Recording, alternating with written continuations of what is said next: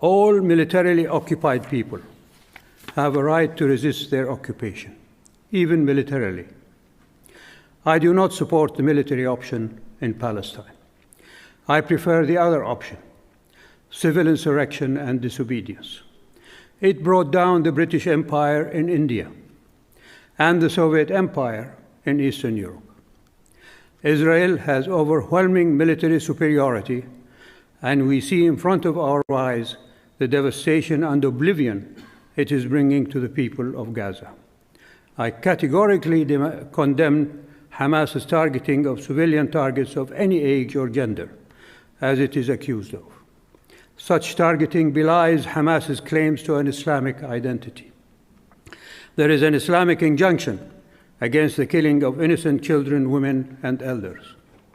The injunction is also against the desecration of places of worship. I also condemn Hamas's gifting the higher moral ground to an Israeli government that is universally shunned, even by half of the Israeli public, as fascist, miscreant, and abhorrent. I condemn Hamas for giving this awful government the excuse to ethnically cleanse Gaza of its citizens and bombing them to oblivion. I condemn Hamas to further undermining the Palestinian Authority, as Israel has been doing. I condemn Hamas for sabotaging the attempt of Saudi Arabia to reach a peaceful resolution to the plight of the Palestinian people. But equally, I condemn Israel's indiscriminate bombing of Palestinian innocent civilians in Gaza and the attempt to forcibly drive them into Sinai.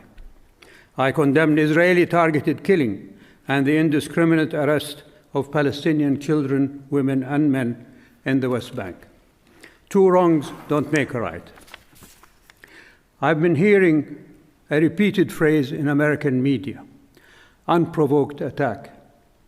What more provocation is required to make it provoked than what Israel has done to the Palestinian people for 3/4 of a century? I refer you to the article in the Middle East Monitor of February 17, 2014, under the title, Israeli Army Veterans Admit Role in Massacre of Palestinians in 1948. Read it and weep, as I did. Just this year, from May to July, over 450 Palestinians were killed, including 67 children. This bloodletting must stop. I condemn Israel's sealing of Palestinian lands. I condemn Israeli colonists for rampaging through houses of worship in the Aqsa Mosque in Jerusalem. I condemn Israel for destroying Palestinian homes and olive orchards.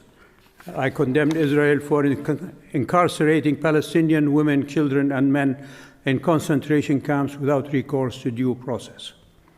I condemn Israel's targeted killings and assassinations of Palestinians. I condemn Israel for funneling guttery money to Hamas, the terrorist group as defined by Israel. I condemn Western politicians for shedding tears when Israelis are killed by Palestinians, but refuse to even express sorrow when Israelis kill Palestinians. There are no heroes in these conflicts, only victims.